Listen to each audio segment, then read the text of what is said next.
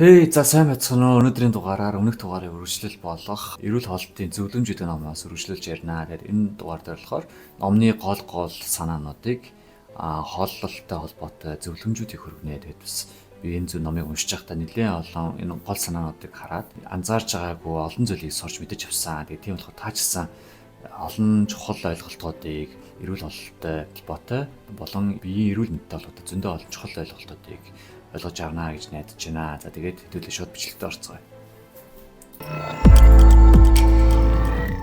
За тэгээд ер нь бол би номны үндсэн 10 хайлайтыг өнөөдөр ярина. Тэгээд дээрэс нь яг өөртөө яг хэрэгжүүлж болох зүйлийг ямар ч тусгаж аваасаа гэж хүсэж байна. За хэдүүлээ шууд илүүдлөө хэрхэн үүсдэг талаа дахиад ярилцъя. Өмнөх дугаараар бас ярьжсэн те. Илүүдлөө ерөөс үүсэж байгаа шалтгаан нь болохоор сахарын хэрэглэнээс болж тусан дах глюкоз гэсээд тэгээд энэ нь сар мөгөөх тосны эдэс болж оромтлогдож ингэж өөхтөс үүсдэгэ гэж ерөөхдөө ярьсан байгаа те. Тэгэхээр нэг бидний бие мэдээж нүрс усыг шаардна, энержи шаардна. Тэгээд бидний бие глюкозыг хэрэглээд тусанд сахарын толгой глюкоз бол задарч орж байгаа. Тэгээд глюкозыг бид хэрэглээд илүүдэл глюкоз төр зөвлөн болохоор саар л өөх тос болж хуурж тэгээд бидний биед тэр өөхийг бий болгоод байгаа маа гол асуудал. За мэдээж нэг хүмүүс заримд болохоор өөх тосод идэл таргална те гэж ойлгоддог. Энэ санаа болохоор ном эсэргүүцэж байгаа. Юу ч хэлж байгаа гэхээр эдсэн өөх тос нь тэр чигтээ өөх тос болон бид хоригдлохдохгүйгээр харин өтгөнөөр дамжуулаад биеэс гадагшилдаг хувь нэх байдаг учраас өөх тос бол таргалтын гол шалтгаан биш ээ гэж үзсэн байна. За тэгээд анхааруулах нэг зүйл байгаа. Эрүүл мэндэд сайн хүч чадал нэмэгдүүлэн тархитлагоос сэргийлэн гэж одоо олон бүтээгдэхүүнийг рекламддаг шүү дээ. Тийм болохоор эдгээр бүтээгдэхүүнээс бид болгоомжтой авах хэрэгтэй. Ялангуяа тэр энержи дринкүүд байна те. Дээрэс нь эрч хүчний ундаанууд, дасгалын хажуугаар уудаг тэр эрч хүчний ундаанууд эдгээр зүйл нь болохоор найрлагыг харах юм бол маш их сахаридтай байдаг. Тийм болохоор байнга хэрэглээд байх юм бол бидний нүг нойр булчирхаанд муугар нөлөөтэй инсулин даавар хоцорч ялгардаг болоод байнга хэрэглээд байх юм бол чихрийн шүчийн өвчин эхлэл тавигддаг учраас энэ тэр зүйл дээр анхаарал тавих хэрэгтэй гэсэн үг.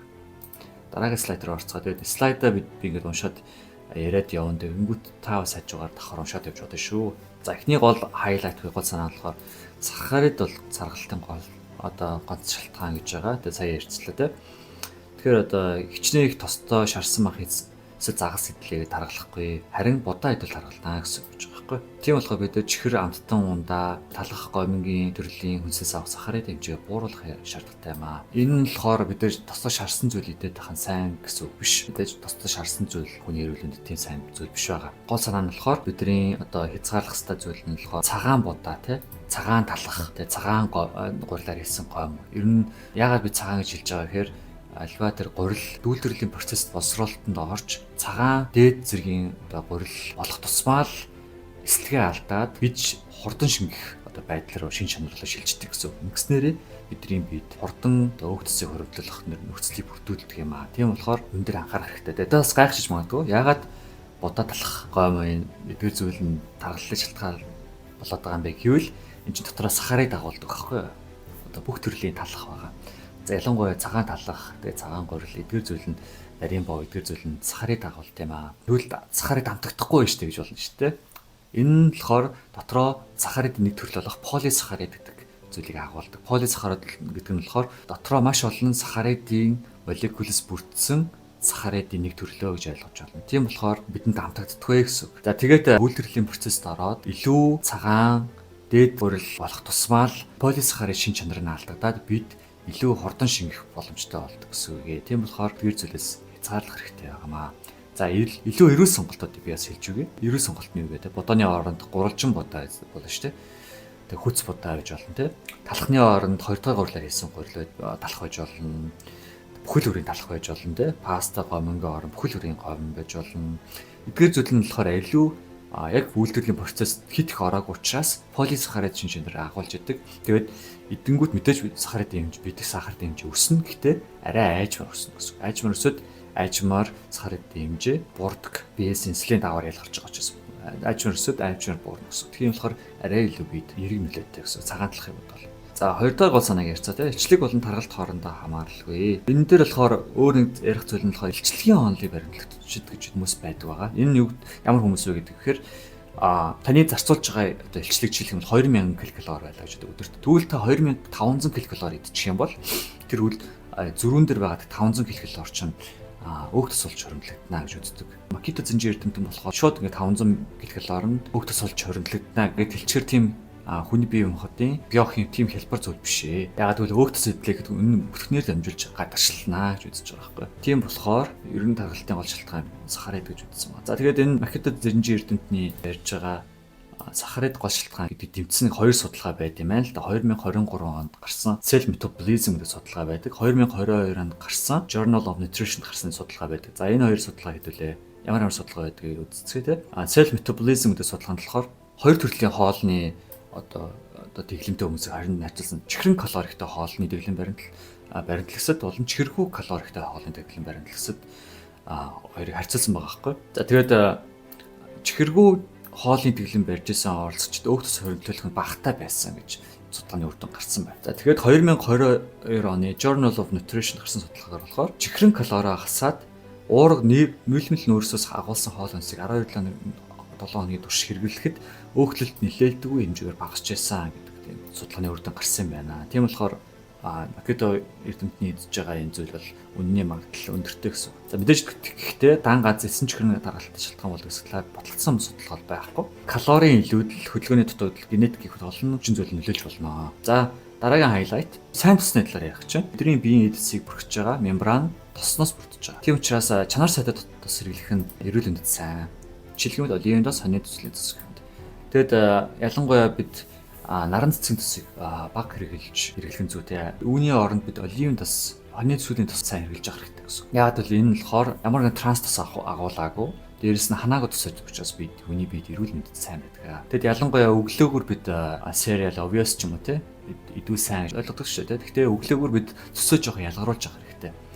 Ялгаруулах зүйлийг идэж явах хэрэгтэй юм бэлээ. Ягаад гэвэл ялангуяа залуучууд маань нэлээд их өөх баг иддэг болсон учраас төсөвдөх, төсний чулуу үүсгэх асуудал нэлээдгүй тохиолдож байгаа. Бас миний ойрын хүмүүс ч гэсэн тохиолдсон. Тэгээд үр дүндээ төсний хүүтэйгээ ингээд хаалгаа хийгээд ахуулж байгаа байхгүй. Тэгээд байнгын дэглэм барих шаардлагатай болно гэсэн. Тийм болохоор бид нар ингээд өглөөгөр төсөөж явах ялгаруулах зүйлийг хэрэглэх хэрэгтэй.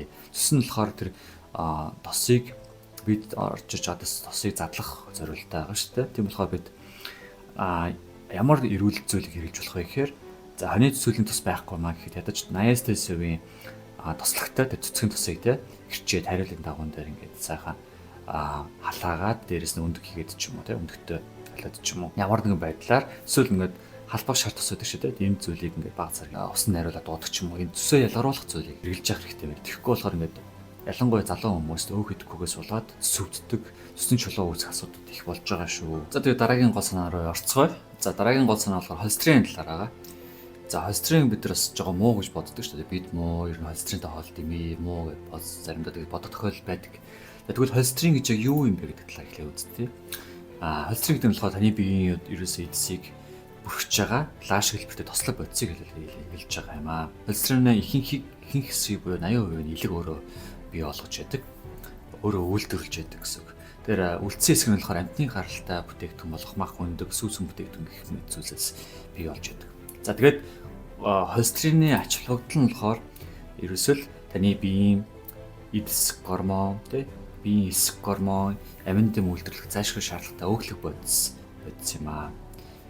Тийм болохоор холестерин болсон муу гэж ойлгож болохгүй. Гэхдээ дотор нь сайн холестерин, муу холестерин гэж байгаа. За энэ талаар төлөв ярилцъя. За сайн холестерин буюу HDL гэж нэрлэдэг. Холестерин болохоор өндөр нэгтрэлтэй lipoprotein гэсэн үг ээ. Өндөр нэгтрэлтэй lipoprotein буюу high density lipoprotein гэсэн үг. Энэ ямар үүрэгтэй вэ гэхээр холестериныг артерийн судаснуудаас цуглуулад элэг рүү буцаан тээвэрлэх зорилттой. Тийм болохоор HDL холестерин болохоор өндөр судасны өвчтний эрсдлийг бууруулж яадаг. За муу холестерин буюу бага нэгтрэлтэй lipoprotein өөрөөр хэлбэл low density lipoprotein гэдэг нь юу гэсэн үг вэ гэхээр холестерины биеийн эдүүд рүү тээвэрлэдэг. Хит ихсэх юм бол артерийн хананд хоригдлогдоод судасны нариуслал үүсгэдэг. Ингэснээрээ бид нөө зүрхний шигдээд цус харуулж судасны өвчний эрсдлийг нэмэгдүүлдэг байна. За тэгвэл яагаад бид нар LDL буюу муу холестериныг хязгаарлах хэрэгтэй вэ гэдэг хэдүүлээ эхлээд ярилцъя те. Монгол Улсын хоол жилийн үндэсний тавтгаар судалгааны тайланд дурдсанаар насан туршидын дунд илүүдэлчийн тархалт нэмэгдэж байгаа зүрх судасны өвчний нэмэгдэлийг нэмэгдүүлж байна. Тухайлбал 15-аас 49 насны эрэгтэйчүүдийн 48% нь эмэгтэйчүүдийн 46% нь илүүдэлчийн тархалттай байна гэсэн судалгаа гарсан байна. Тэгээд хамгийн гол нь болохоор Зүрх судасны өвчин нь болохоор Монголд түгээмэл нас баралтын шалтгаан болж байгаа. Нийт нас баралтын 40 гаруй хувь нь зүрх судасны өвчнөөс болж байгаа. Тэгээд Дэлхийн эрүүл мэндийн байгууллагын 20 оны тайлангаар болохоор Монголын эрэгтэйчүүдийн 46%, эмэгтэйчүүдийн 52% зүрх судасны өвчнөөс нас бардаг гэж нэрлэсэн. Come on, маш өндөр. Тэгэхээр эн чинь юу гэсэн үг вэ гэхээр миний хувийн дүгнэлтээр болохоор LDL холестерин буюу бага хэтрэлтэй холестерины артерийн судаснд бүглэрэл үүсгээд энэ нь болохоор зүрх судасны өвчин, цус харвалт, онцон шалтгаан болж байгаа юм болоо гэж би ойлгож байгаа. Ягаад гэвэл Монгол хүн амын дунд LDL буюу муу холестерины дундаж одоо consumption буюу хэрэглээ хоногт 130-аас 160 мг байгаа байхгүй. Энэ нь болохоор эрүүл мэндийн стандартаас өндөр байгаа. Өөрөөр хэлбэл 100 мг-аас доош байх хэрэгтэй. Гэтэл энэ илт өндөр байгаа юм аа. За тэгвэл LDL холестерин нэмэгдүүлдэг бүтээгдэхүүн ямар бүтээгдэхүүн вэ гэдгийг үзчихээ. Тэгэх юм бол бид өнөөс сэргийлж чадна. За үүнд л болохоор беконод байна. Бекон, хям, шарсан хайрсан хоол, түргэн хоол. Come on. Тэгэхээр бид нар бол түргэн хоолыг болох хэрэгтэй. Шарсан хайрсан хоол бага идэх хэрэгтэй. Ягаад гэвэл шарсан хайрсан хоол хөвчлэн ялангуяа гадуур бол хансан босоор шууд ингээд хоол хийгээд шууд асгачихгүй шүү дээ. Тэр босоороо дахин хоол хийдэг. Тэгээд энэ бол маш муу. LDL холестерин маш их хэмжээгээр байгаа гэсэн үг. Тэгээд түргэн хоолнууд тэгээд дээрэс нь боловсруулсан мах, хям, бекон эдгээр зүйлийг бид нар болох хэрэгтэй. Энэ эдгээр зүйлийн хэмжээ маш хамгийн боломжит бага хэмжээтэй байж хэрэгтэй гэсэн үг. Тэгээд бас хүүхдүүдэд зааж өгөх хэрэгтэй байна.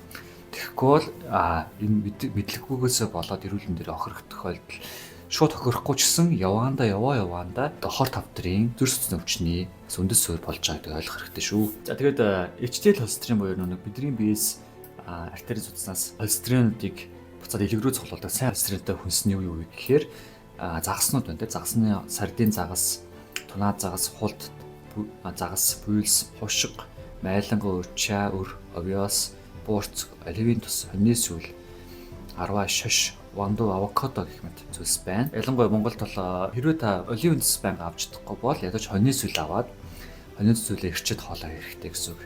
Яагаад гэвэл энэ бол ханаагүй тус. Тэгээд дээрэс нь бид сайн HDL холестериныг агуулдаг. За тэгээд овёс, авокадо, шин төрлийн, биеийн төрлийн шош, ванду эдгээр зүйлийг хоолндоо сайн хэрэглэж явах хэрэгтэй. Тэгээд загаснуудыг бас сайн хэрэглэх хэрэгтэй. Эдгээр нь сайн холестеринтэй байдаг. За тэгвэл өдөрт бид нар хэд хэмжээний холестеринтэй зүйл идэл зүгээр те. Том хүн өдөрт 300 мг хүүхчингээс хамаарат 200 мг-аас илүү холестерин хэрэглэж болохгүй. 300 мг чи 2-3 мөч идэнэ гэсэн. Тэгэхээр гэтээ ер нь бол 2-3 шарсан мөч идэг бол ямар тусан чарж байгаас шалтгаалan дээрээс нь түргэн хоолоо те. Түргэн хоолыг болж идэхгүй байх хэрэгтэй гэсэн. Номны хөдөлгөөр хоолтор холестерины хэмжээг хянах боломжгүй гэж бодож байгаа боловч би болохоор хоолтор холестерины хэмжээг хянах боломжтой гэж үзэж байна. Дараагийн хайлайт нь болохоор фитнесийн ураг амин хүчлэн бөөрлийг устгадаг гэдэг хайлайт байна. За энэ бол яг зөв батлагдсан зүйл гэхээсээ илүү би өөрийнхөө туршлагыг ярих болно. За яагаад бөөрийг устгадаг вэ гэж макето зинжирт төвдсөн бэ гэхээр өндөр концентрацтай уураг агуулж яадаг. За би энэ дэр тайлбарлая л да. Жишээлх юм бол та 1 кг фитнесээр хичээлээд хажуугаар нь supplement маягаар те нэмэлт байдлаар уургаа нөхийгээд 1 кг уураг худалдаж авлаа гэж бодъё л доо. Тэгвэл тэр килограмм 1 кг уургийн 80% нь өөрөө уураг байдаг байхгүй. Тэгэхээр 800 г нь уураг байдаг гэсэн үг. За тэгвэл яагаад энэ муу юм бэ гэвэл те 1 кг махтай харьцуулъя л да. 1 кг маханд 20-25% нь уураг байдаг. Ямар мах гэдгээс шалтгаална. Хонь нөхөр үү, адуу юу, те дахиад юу гэдгээс хамаарат. Тэгэхээр 1 кг мах авлаа гэж тэр нь та 200-аас 250 г нь цэвэр уураг байна гэсэн үг байхгүй. Тэгэхээр энэ фитнесийн уураг нь болохоор маш өндөр концентрацтай. Тэгээд дээрэс нь таны бөөр эрүүл биш байгаа бол бөөрийн ачааллыг нэмэгдүүлээд бөөрийн хүчлэлийг бий болох боломжтой гэсэн үг. Эдгээр фитнесийн уураг амин хүчил нь бит азот, шээсний хүчил гэх мэт хорт бодисууд ихээр үүсгэж бөөрийн хүчилтөрийг дамжин шээсээр гадагшилдаг. Тиймээс бөөрөнд их ачааллагч ноцтой гэмтэл учруулах аюултай байдаг. За гэхдээ Clinical Journal of the American Society of Nephrology, American Journal of Clinical Nutrition нийтлэгдсэн судалгаагаар болохоор эрүүл бүртээ өмсдний асуудал үүсдэг гэсэн байна. Тэгэхээр ерөнхийдөө миний хувийн дүгнэлт болохоор би болохоор өөрөөс уураг хэрэгжилж байсан. Фитнес хичээлээ хажуугаар. Тэгээд гол асуудал нь уураг хэрэглэхээ болоод дасгалаа ингээ багасгдсан чинь 2-3 сарын дараа дасгалаар хичээллэггүй хэмжээнд байсан шиг ийм пропорц руу баг буцаад очсон гэсэн үг. Тийм болохоор би уурыг одны хэмжээнд дэмжиж өгдөг. Харин натуралаар хичээлээд 2-3 жил хичээлэхэд ер нь бол тэгээд дасгал хийх 2 сар болсон ч гэсэн бол чин тэгж их хэмжээгээр буурж өгөхгүй байгаа. Тийм болохоор болж өгвөл нэмэлт уураг хэрэглэхгүйгээр өөрөө яг хоолноосоо 100% авах хэвээр хоногийнхаа уургийг аваад фитнесээр хичээллэл дасгал хийх юм илүү зүгээр санагдсан. За дараагийн гол санаараа орцгоё. За тэгээд бичлэгийн төсөлд болохоор сахарын донтолтын тест авнаа. Тийм болохоор бичлэг дуслал үзэрэй гэж бас урамшуулж байна. Тэгээд сахарын донтолтын тестээр та юу мэдэх вэ гэхээр яг өөрийнхөө донтолтын ямар түвшинд байгаагаа мэдээд түүндэд тохирсон арга хэмжээг та авах шаардлагатай гэсэн үг юм. За дараагийн хайлайт. За бага уур ойрхон идвэл тархалтгүй гэсэн хайлайт байна те. Ягаад вэ гэвэл бага уур ойрхон идж байгаа гол одоо үндсэн санаа нь болохоор хурдан хоол шингэн. Тэгээд ходоодонд чал бага өгнө гэсэн. Ялангуяа та ингээд жингээ барих хүсэж байгаа бол багаар олон хоол сайн байдаг. Дээрэс нь булчин мас нэмэхийг хүсэж байгаа бол хажуугаар дасгал хийж байгаа бол багаар олон тоогоор хооллоход зүгээр. За тэгээд ямар биетэй хүмүүст энэ илүү тохиромжтой байдаг вэ гэхээр за миний хувийн туршлагаар болохоор хүний ингээд биеийн төрлийг 3 ангилсан тийм судалгаа байдаг. 1940 онд Америкийн сэтгэл судлаач William Herbert Sheldon гэдэг хүний гаргасан somatotype гэдэг судалгаа байдаг. Энэ нь болохоор хүний биеийг 3 ангилж байгаа. Ectomorph, mesomorph, endomorph гэж 3 ангилж байгаа. Ectomorph гэдэг нь болохоор ерөөдөө туранхай биетэй мөч нарийнхан бодис солилцоо ордон барагтаа тархалтгүй хүний бие хэлдэг. Endomorph болохоор ер нь жоохон мералгдуу биетэй маш хурдан жин нэмдэг. Бодис солилцоо удаантай биеийг хэлдэг. За mesomorph бол энэ хоёрын дундхыг хэлдэг. Ерөөдөө булчмаас хурдан нэмдэг. Ингээд өргөн цэжтэй атлетик төрлийн биетэй нэг хэлдэг. За ялангуяа endomorph, ectomorph буюу тэр хурдан бодис солилцоотой барагтаа жин нэмдэг хүн байвал олон хооллолт байвал зүгээр байдаг. Гэхдээ энэ нь болохоор энэ зөвлөгөө болохоор жоохон яг амьдралд практик хэрэгжүүлж байгаа хэцүү. Яг бол 5-6 удаа хоолно гэдэг бол тэр олон хоолыг бэлдэх цаг зав хэрэгтэй. Эсвэл 5-6 хоолыг худалдаж авах мөнгө санхүү тань хэрэгтэй гэсэн. Тэгэхээр энэ бол яг тийм аа практик зөвлөгөө бол жоохон хэцүү. Гэхдээ хэрэгжүүлэх зүгээр санагдсан. За дараагийн хайлайт буюу жимс таргалуулдаг гэдэг хайлайт байна. За өмнөх дугаар дээр ярьсан. Яагаад жимс таргалууллаад байгаа вэ гэдгийг ер нь өмнөх дугаар дээр ярьсан байна. Яг тэгвэл жимс фруктоз агуулж байгаа шүү. Фруктоз гэдэг чинь байгалийн чихэр. Тэгээд мэдээж ямар жимс гэдэг шалтгаалаад жимсний агуулгадж байгаа дотор агуулгадж байгаа фруктозын түвшингүүд өөр байгаа. Зарим нь их фруктоз агуулдаг, зарим бага фруктоз агуулдаг. За тэгээд гол асуудал нь жимс сангижуудад их хэмжээгээр идэх эсвэл шүүсэн шахаж уухад бидний бид шууд шингэлгүй илгэнд очиж фруктоз хадгалагддаг байгаа байхгүй. Илгэнд очиод тэгээд бидний илгнээс бидний биед глюкоз болон задраад бид шингэдэг гэсэн. Энерги болдог гэсэн. Тэгэхээр хэмжээний одоо фруктоз илгэндээ хоригдлуулаад авах юм бол гол сөрөг үр дагавар нь илгэнд өөхлөлт үүсээд дээрэс нь илгэний цаашлаад хүндрээд ирэх юм бол илгэний хатуур л үүсэх боломжтой байдаг байгаа байхгүй. Тийм болохоор жимсний шүүсэн гэдэг байн өдөр болгон хүүхдтэй эсвэл өөртөө жимсний шүүс шахаж угаад ажиллахгүй шүү. Жимсний шүүсийг шахаж гэдэг чинь шахаж шууд ууж гэдэг чинь жимсийг эслэггүйгээр нь хэрглэж яах гэсэн. Эслэгний гол үүрэг нь болохоор фруктозыг шингээлтийг удаан байлгах доктортой байх зорилттой байгаа байхгүй. Шууд шахаад уучна гэдэг бол бидний илгэнд маш их хэмжээний фруктозыг хоригдлуулах боломжтой. Тийм болохоор энэ сайн биш ээ. Дээрээс нь өөхлөлтийг бий болгодог гэсэн. За тэгээд хэрэг хэмжээний жимс идвэл зохиромжтой. Ямар жимс илүү фруктоз бага агуулдаг гэдгийг өмнөх дугаар дээр ярьсан байгаа шүү. Тэгээд дараагийн гол санаа болохоор ядарсан үед чихрэл зүйлхэд идэх нь бүр ядраадаг гэдэг санаа байгаа. За яагаад вэ гэвэл энэ графтаар харуулсан шүү дээ. Ядарсан үед чихрлэг зүйл идэхэд одоо нэг ер нь л 30 минутын дараа ингээд сахарын бидэх глюкозын түвшин хай хэмжээтэй хүрээд ирчүүдтэй шиг санагдчих болох юм. Гэхдээ цагаас цаг 30 минутын дараа ч юм уу те нойр булчирхаанаас инсулин даваар ялгараад бидний цусны сахарын хэмжээ тэнцвэржүүлэх үед цусны сахарын хэмжээ огцон буураад ядаралт үүсдэг байна. Тийм болохоор байнга ядарсан үед чихрлэг зүйлээд байх юм бол энэ циклд орно гэсэн үг шүү дээ. Бидний глюкоз огцон мөснө, огцон буурна, огцон мөснө, огцон буурна гэд бид нар энэ циклд ороод байх юм бол улмаар донтох циклд орж ийнэ гэсэн. За тэгээд өсдөх хайлайт нь болохоор хор тавтар үүсгэж бодистой гэж сэжиглэгдэж буй зүйлсийг идэхгүй байх чухлаа. За хор тавтар үүсгэж бодистой сэжиглэгдэж зүйлс нь болохоор хям, зайдас, бекон зэрэг босруулсан маханд хор тавтар үүсгэж байдаг болохыг ботолсон гэж байгаа байхгүй. Тийм болохоор тэр зүйлийг ер нь л идэхгүй байх хэрэгтэй. Хям, зайд, залуу төрлийн бүх төрлийн зайдас, бекон тэ беконыг шараад өндөн дээр тавиад идэх ч юм уу. Эсвэл аливаа төрлийн хям, зайдсыг одоо бэлэн гомд хийчих иддэг шүү дээ. За энийг болох хэрэгтэй. Ер нь бол бэлэн гомд, зайдс эдгээр зүйлийг бид ерөөсөө хүссэн чагсаалтаас хасах хэрэгтэй. Эдгээр ингээд сайхан амттай, кайфтай санагддаг ч гэсэн эрүүл мэндэ бодож байгаа болох хэрэгтэй гэсэн. За тэгээд эдгээр боловсруулсан махыг олон улсын хор тавдрын судалгааны агентлаг буюу IARC-д байгуулгын гарсан судалгаагаар болохоор нэгдүгээр бүлэгт хор тавдар үүсгэж гэж ангилсан байгаа. Дээрэс нь бүдүүн гэсний хавдар үүсгэхэд бүрэгдэг гэдэгт хангалттай тодлого байгаа гэсэн үг ээ. Үүний гол шалтгаан нь болохоор нэгдүгээр бүтээгдэхүүнд дагалгадаг нитрит нь бид N-нитроза гэдэг нэгдэл үүсгэдэг. Дээрэс нь тэр бүтээгдэхүүнүүд хэмжээний давс муу хөвтөс агуулгатай холбоотой. Тийм болохоор бид нар ийм босруулсан хүнсийг хэрэглэхгүй байж өөрсдөө болон үр хүүхдүүдэд зааж өгч хэрэглүүлэхгүй байх нь чухал гэдгийг ойлгох хэрэгтэй шүү. За сүүлийн гол санаа 10 дугаар хайлайт нь болохоор хоол идсний дараа дасгал хийх нь сайн уу муу юу гэдэг асуултанд хэдүүлээ хариултыг авъя. За хоол идсний дараа дасгал шууд хийх нь бол буруу гэдэг ойлголт байна. За энэ графикийг тавьчих. Ягаад гэвэл нэг хүний бие хоол идсний дараа хоолыг боловсруулахад илүү төвлөрч ажиллаж байгаа учраас хоол идсний дараа шууд дасгал хийх юм бол хотод гэс эвгүүрх, мар бөөлжихтэй зэрэг асуудлыг бий болох боломжтой байдаг. Тийм болохоор тэгвэл хоол идсний дараа хэдэн минутын дараа дасгал хийх вэ гэдэг асуулт гарч ирж штэ. За хөнгөн хоол идсэн бол 30 минут дор хаж хөрвүүлэх хэрэгтэй гэсэн. Дунд зэргийн хоол идсэн бол 1-2 цаг, хүнд хоол идсэн бол 2-3 цаг хүлээсэн дараа дасгал хийвэл зүгээрээ. Өөр нэг чухал анхаарах зүйл нь болохоор цадлаа идэхгүйгээр 70-80% хүртэл нийдээд ер нь хотоодонд бага зэргийн зайтай байх хэрэгтэй гэсэн. Мэдээж яг ингээд 70% хүртэл хоолчлаа, 80% хүртэл хоолчлаа гэж хэлэхэд хэцүү ч гэсэн өөрсдийнхөө мэдрэмжээр те. За одоо жоохон зайтай байх шиг байна. Энээс илүү идчихвэл бүр ингээд фул болоод бүр хотод үрчих юм байна гэдгийг мэдрээд жоохон хотоодонд зай үлдэх хэрэгтэй. Яг л ингэснээрээ ач холбогдлохоор илүү хоол хурдан шингэн дээрээс нь бид илүү хооч тустай гэсэн. За тэгээд эдгээр зүйлдээ хэдүүл анхаарцгаая те. За тэгээд бичлэгийнхэн төгсгөлд болохоор сахарын донтолтын сорилт хэдүүлээ аваад дуусгая те.